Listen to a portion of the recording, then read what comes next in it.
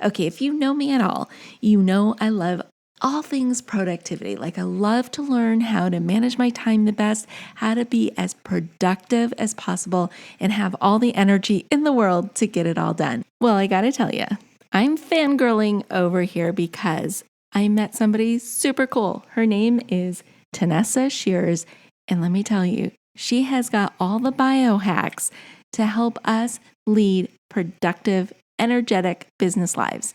And if you're like me, an entrepreneur or someone who owns a business and you're wearing all the hats and doing all the things, you know you have to be on your A game on a daily basis. And Tanessa, she's got what it takes to get us there. All right, I know you guys are going to really love this episode, so buckle up. Here we go. Episode 217 starts right now. Hey there, welcome to the Lora Shipman Show. We hang out here weekly to talk about things like social media, entrepreneurship, marketing, tools, strategies, tips, and it all starts right now. Hey there, before we get started with this show, I just want to share my passion with you. I love teaching people just like you how to master social media for business, breaking it down into easy to consume and easy to execute steps so that you can see immediate results. So whether you want to start a social media consultancy or grow your brand's presence on social media, I can help. I can help you get started and master all the things that you need to know. So I want you to go over to my website. It is filled with resources, tools, tips, and courses. Visit lorashipman.com. That's LORA shipman.com to get all the goods. Now, you ready for the show? I know I am. Let's get started. Well, hey, everybody. I'm so excited you're here with me today because I have a very special guest with me, Tanessa Shears, and she is going to talk to us all about brain fog and energy and how we can maximize our business productivity. And I know this is going to be a huge topic for so many because of the challenges we went through in 2020. I know people have big expectations for 2021, and Tanessa is going to help us get there. Welcome to the show, Tanessa. Hi, Laura. Thanks for having me on today. I'm excited to be here. I am so excited you are here. I love the topic we're going to talk about today. But first, what I really want to do is know more about you, your business, how you help people, all of those sort of things. Yeah. So I'm a health consultant for entrepreneurs. So basically what I do is I go in and I look at kind of the before and after picture of where my clients are in terms of brain fog, productivity, their ability to focus, their energy when they wake up in the morning. And what I do is I help them essentially like use science and biohacking to completely optimize their brain. So when clients show up to me, a lot of the times they wake up tired, they can't focus, they're kind of burning the candle at both ends, staying up late at night, they're getting midday energy crashes, just all these experiences of brain fog. And I work with them systematically to change one thing at a time, watching the results. And then they'll usually leave me getting more done in a day than they have before gotten done in a week because of their ability to use their brain at its optimum capacity instead of just kind of like stumbling along unfocused and unproductive. Oh my gosh. I just everything you said right there, I just want to soak it all in because as an entrepreneur myself, there are days that I wake up and I hit the floor running and there's no stopping me. And then there are other days that I just can't get going and I'm just distracted and I can't stay focused and I am in a brain fog. So I can't wait to hear what you have to say because we were just talking before the show started. I had a little sleep issue last night because of too much caffeine later in the day. And I'm thinking if I had your tips and tricks and all the things you're going to tell us today, that may not have happened. So tell us how we are going to biohack, I guess, this thing we call brain fog. What do we do? How do we get there? Yeah. So I guess it's good to know kind of what brain fog is first, because if we don't know what it is, we might not even know we're suffering from it. And it's so fascinating. The majority of entrepreneurs I meet have brain fog. It's like a collection of symptoms that's like, when you're in conversation and you can't remember that word and you should know it, or you show up at your desk and you're like, I need to write a newsletter and there's nothing. I'm so uninspired. Like you're like trying to force yourself to create content and it just feels clunky and awkward and you're crashing midday. And it's just that overall sense of like lack of clarity and lack of focus. And that's what brain fog has. And the crazy thing is we look around at all the entrepreneurs around us and we're like, everyone's tired. Everyone wants a nap at 2. We're all running on 6 pots of coffee. This must be normal, right? So I find that that's how we're operating all the time. So when we look at the concept of biohacking, it's essentially hacking our biology. It's using science to create solutions that allow us to get more energy out of our time than we put in. So if we spend, 20 minutes before bed doing a nighttime routine, I'm going to get more energy out than the 20 minutes I put in the night before. So that's what we're looking at in terms of biohacking ourselves to make ourselves more productive. That's awesome. I mean, that describes me to a T on some days. And it's frustrating. It's really frustrating because you do have a to-do list that's 1.5 miles long sometimes. And when you're stuck, so how do we get out of, so now that we know what brain fog is, and I know that I've experienced it because you describe, especially the word search thing is, I hate that. And when I'm doing a podcast, sometimes it happens to me and it's hard to recover from that. And I want to be able to not do that anymore. So what do you suggest? Like what actions can we take up to pick up to do that?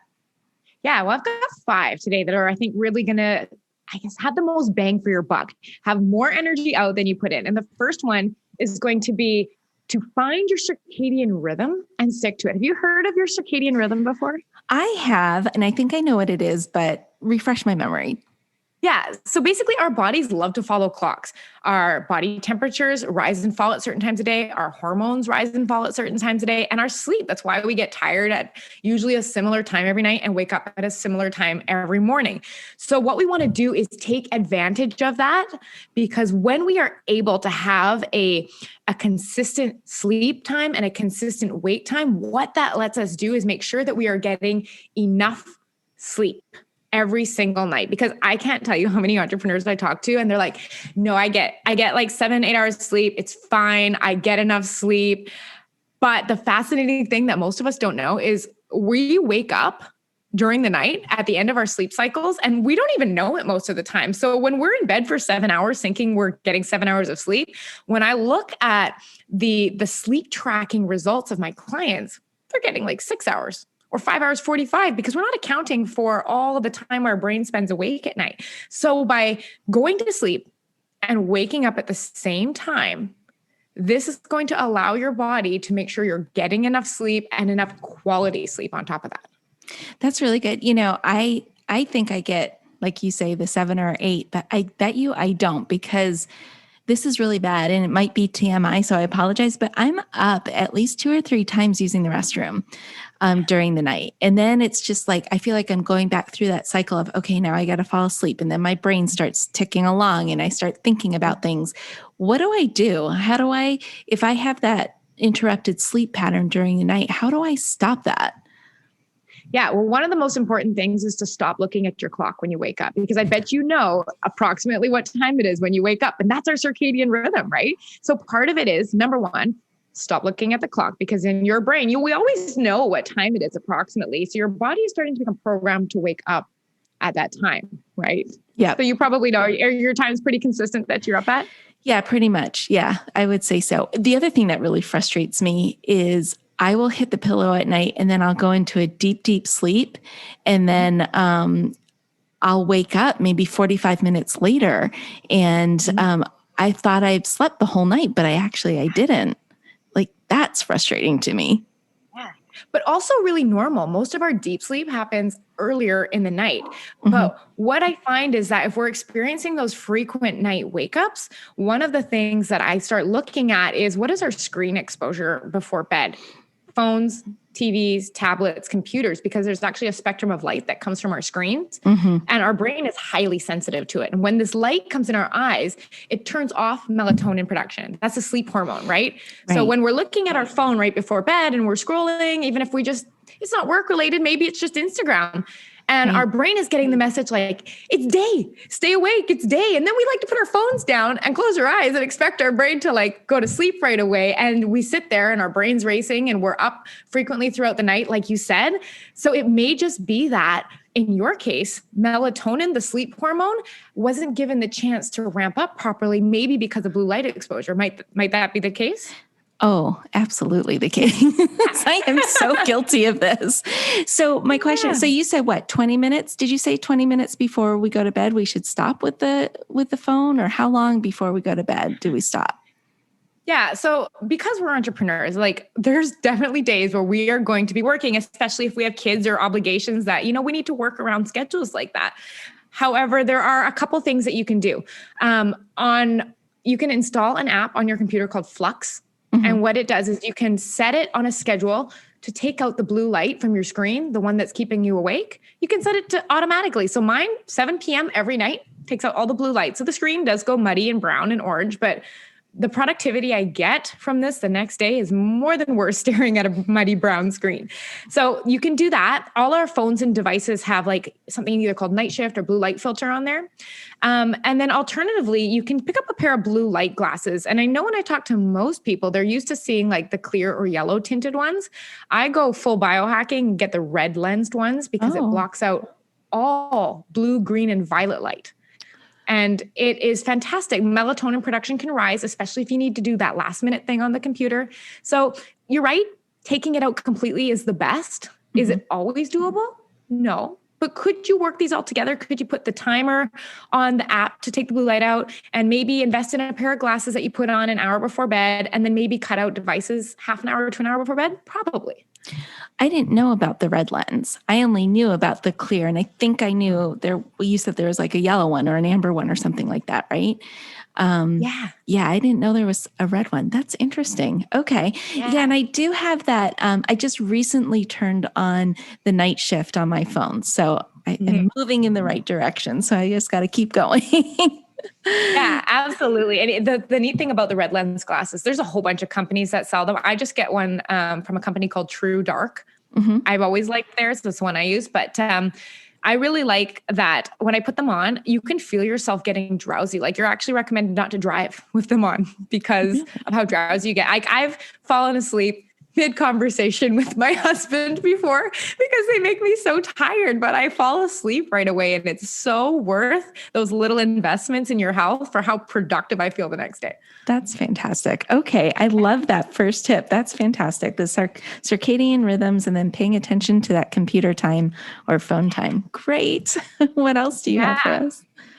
So the second tip is we want to always make sure we're getting enough deep sleep and dream sleep. So inside of the container of sleep, so say you're asleep for 8 hours, stuff goes on that makes us amazing entrepreneurs. So during the beginning part of the night, we get a lot of deep sleep.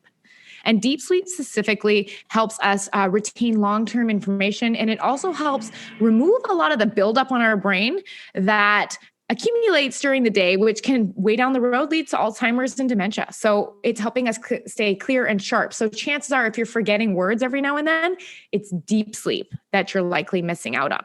So on the contrast, towards the end of the night, you have dream sleep. And this is the stuff that makes us great entrepreneurs. So when we are dreaming, this is when our problem-solving ability is enhanced and our ability to think creatively, which helps us be better entrepreneurs. And we gain this ability while we dream to process facial expressions and body gestures and stuff like that. So we're better able to have social interactions and respond and manage our emotions. So overall, if you look at what entrepreneur is, it's being creative, it's problem-solving, and it's working with people. And all of this is enhanced when you get enough dream sleep during the night. So if we know that we need not just enough sleep, but that we have to have quality to our sleep, the best thing I can recommend is to get a sleep tracker.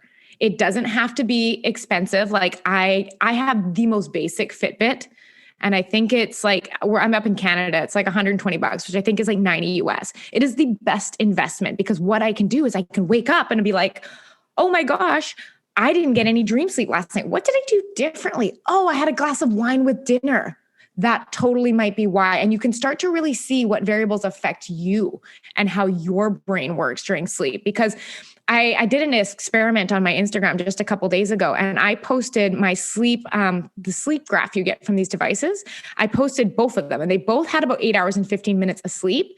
One, I felt like awful the next day, and one I felt amazing. And the only difference was that what happened while I was sleeping. Dream sleep, deep sleep. And I was like, this is how much of an impact it has when you don't focus on the quality of your sleep. Okay, so I have a question about dream sleep. Is there a way to encourage dream sleep so you get enough of it? Yeah, there's actually 3 things that will improve the amount of dream or REM sleep that we experience. Number 1 is that alcohol severely affects dream sleep. It sedates our brain during the beginning part of the night, and then we have restless sleep that we're awake for the end of the night. And if most of our dreaming occurs during the end of the night, we can look at our night before, and if alcohol was a factor, we know that that contributes. So that's part 1.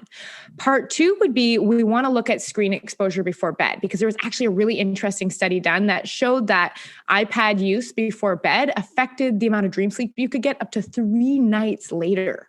So it really has a That's it has crazy. a long-term effect.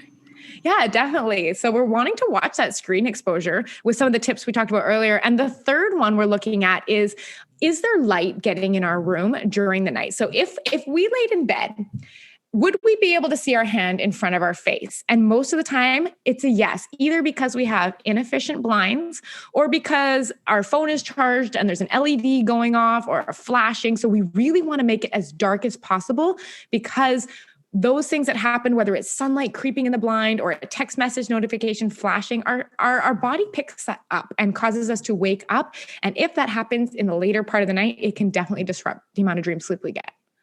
I'm thinking about all the lights that I have that kind of glow in our house during the evening. And I think, oh, yes, I have great night vision because I can like meander through our house if I need to. It's like the clocks on the microwave, on the stove or whatever.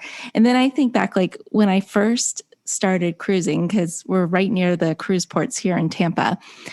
Sometimes you could get a fairly affordable cruise if you took an interior room, an interior cabin, which means it has no windows, right? I would get the best night's sleep on an interior room or an interior cabin on a cruise because it's so pitch black in there. And there aren't really a lot of glowing things that go on in that room. So I totally get what you're saying, like making sure that your room is dark. And there's some things that I need to cover up. And it doesn't have to be expensive to create a solution for that. Like I went into my room in the middle of the night, I turned off the lights and I looked around, and my Sonos speakers had a light and my phone had a light. So I just charged my phone in a drawer now. And then I took a piece of little black electrical tape and just popped it over top, fixed it. Really easy solution. Makes sense. Yeah, that makes sense. Oh, I love these tips. This is great. Okay, so what's your next biohack for us? Yeah, so we're going to move into food, because I could talk about sleep all day, but we also need some tips for some other things. So what we're going to look at is we want to be able to keep our blood sugar stable during the day. So this is called your glycemic variability. So when we eat food, particularly food that's higher in carbohydrate, what happens is our blood sugar goes up. So then what happens subsequently is we have a hormone called insulin. And insulin isn't just for diabetics. We all have insulin. And when it's working properly, when we eat food, insulin goes up, because insulin's job is to tuck all that food away everywhere it's supposed to be in the body, whether that be for, the livers or the muscles and stuff like that. So what this process actually does is it can create a lot of inflammation. And on top of that, when you get that big rise in blood sugar, you also get a big rise in insulin. And what goes up must come down. Your energy goes up, your energy's coming right back down. So particularly if you find that you're having a 1 p.m., 2 p.m., 3 p.m. energy crash, what we want to do is look at the food that you've been eating during the day. So what we can do is we want to choose to eat foods that cause minimal fluctuations in blood sugar during our work day. So if we're looking at foods, the foods that cause minimal to no blood sugar spikes are healthy fats. We're thinking things like avocados. We're thinking of the fats in fish and healthy oils. We're thinking of those foods. And then protein, so that we get a minimal spike. And then following that, I always say as many vegetables as we'd like to eat. But what we're doing is we're leaving foods that are really dense in carbohydrates, like say things like potatoes and rice and pastas and all of the breads and stuff like that, leaving that for dinner, because those are causing that energy rise and crash. And particularly, we want to keep those out of breakfast and lunch, because if you're finding that when you eat like a big pasta dinner, if you feel tired after, that's a great sign that we just got on that big roller coaster, and that's not helpful during a work day. No, I guess not. My gosh. What about like fruits and stuff like that? Natural sugars and stuff. Are those one of those things that causes your insulin to rise? Yeah, they do, but they do it in a different way. So it has a different type of sugar in fruit called fructose, which is actually processed in the liver. So it does create that as well. Like I always like to look at foods and look from a whole food perspective. Like, did it come from the ground at one point, or did it have a mother at one point? With fruit, it came from the ground. So when I'm looking at this, these are foods that are going to be much less likely to cause that rise and fall. And if we're going to be choosing foods that are carbohydrate based, I'd much rather choose the vegetables or the fruits, or even things like if we're going to go into like quinoa or sweet potatoes or rice, and staying with the less processed foods are really going to help you keep stable energy and stable blood sugar, which means sustained focus. No dropping off midday. So what do you do if you start to feel that drop off midday? And if you did eat something that's, giving you a spike, what can you do to counteract that? Or can you? Yeah, this is beautiful. That's exactly my next tip. So yeah, it's awesome. So what that is that's watching how your body responds to food. So a great example is this, like when I started watching how food affected my body, what I started noticing is that every time I ate broccoli and quinoa, I would get this hollow sensation in my stomach where it's almost like hungry mixed with aching and bloating. And it was so unusual because if we look at healthy foods, those are on the list of foods that we should consume more often. But when we're not looking at how they affect our bodies, we can end up eating a lot of food that causes inflammation. And inflammation is that main cause of brain fog that we talked about. So what we want to do is when you eat a meal, 30 minutes to about 3 hours after, you're checking in with your body. Like, how am I feeling? What's going on? And you're watching for things like headaches, drops in energy, bloating, gas, headaches, anything that's like, this isn't right. If I'm not feeling light, content, and satisfied, something's going on. We should never feel bloated after a meal. We shouldn't feel hungry again an hour later. We shouldn't be getting crashes. Like, this is signs that we've either gone on that blood sugar roller coaster or the food has caused inflammation in our gut, which is wiping us of all the energy we need to focus on our work. That's really important. So do you recommend people just keep a food diary near them like all the time and just kind of, you'll be able to identify those things after a little bit? Yeah, absolutely. That's what I have my clients do. I have them write down what time they ate, what it was and how much, and then unwanted symptoms. That's the thing that nobody ever records on their food list. They just think that's because it's a healthy food, it should be fine. But like I have a client, spinach is a no-go for her. And she even tested as that was a food that she was sensitive to. Spinach is something probably most of us eat all the time when we have a salad.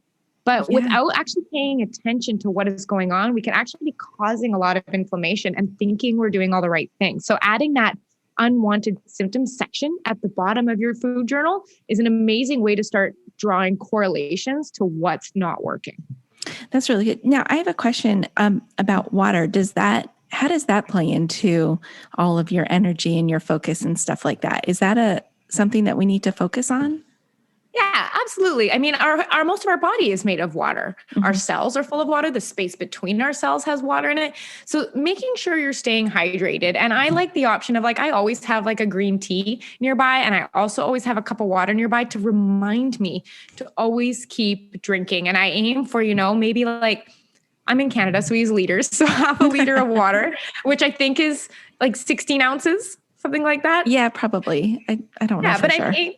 I'm aiming for that every hour or two when I'm working with clients specifically, because it's a lot of talking. It's a lot of being present, energized. But I often find that keeping hydrated is something that's just going to help your body overall. It's just going to help with how you feel, making sure you're not feeling fatigued, keeping all the everything moving properly.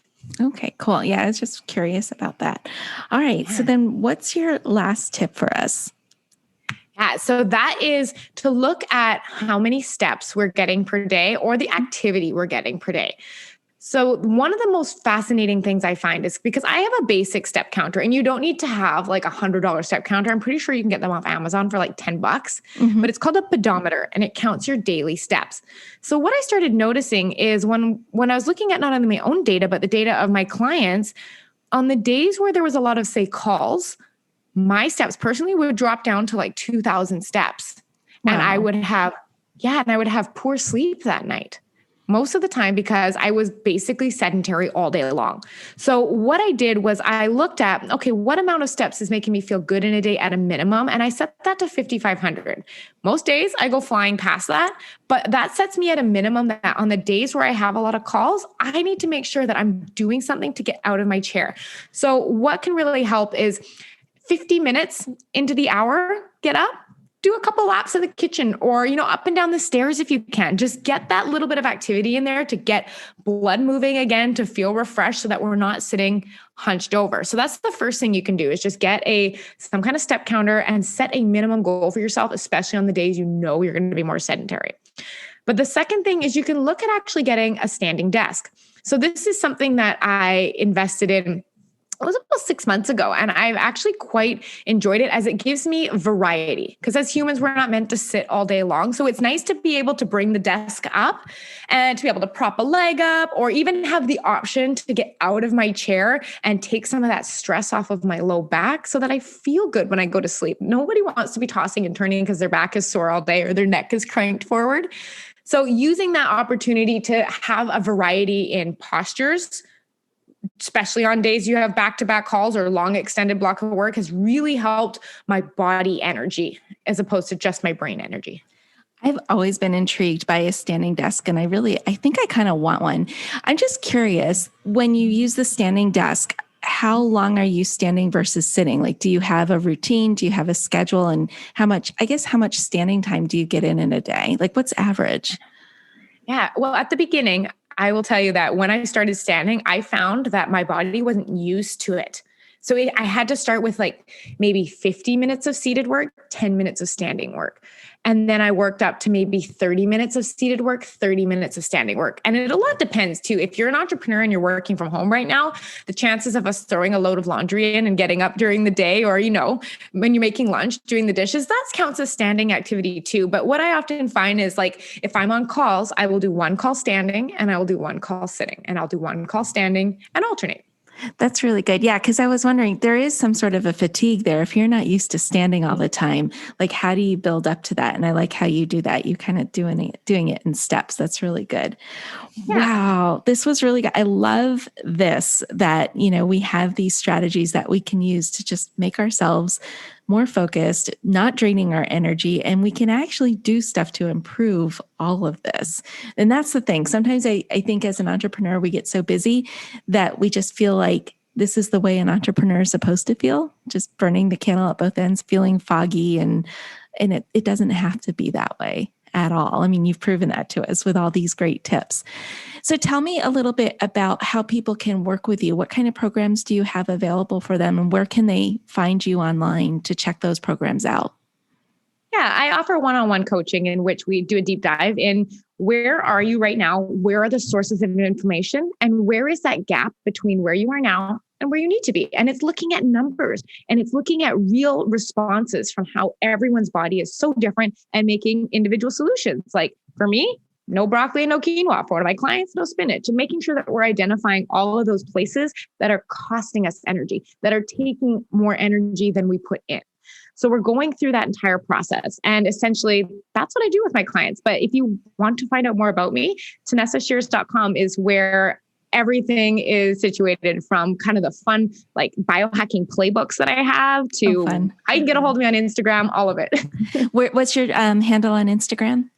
It's Tanessa Shears. Okay, great. I'll have all that linked in the show notes, but you also have something that you want to share with our guests. You gave me a link that we're going to share. What is that link? What does that link go to? Yeah. So I recognize how tired entrepreneurs are and how much we love the idea of being focused. So I created what I kind of call the entrepreneur's playbook. It's 12 ways to biohack your energy. So it is my very favorite, most effective biohacks that change the way you feel so that you can like hit the ground running in the morning and you can make sure that you're productive all day. So that's just a free PDF download. It's at TanessaShears.com/energy. Awesome. I will have that in the show notes too, so people can download this. Tanessa, this was awesome. Thank you for all the tips. People are going to love these tips and put them to good use, I know, so they can have a powerful 2021. So we really appreciate you spending your time with us here today. Yeah, thank you so much for having me on. Hey there, I just want to say thank you for spending time with me here today. I know your time is super valuable, which is why I am dedicated to providing lots of usable, actionable information in the shortest amount of time possible. Before you go, please don't forget to hit that subscribe button so you don't miss a future episode. And if you have ideas or topics you would like me to cover in an upcoming show, let me know about it in the comment section provided.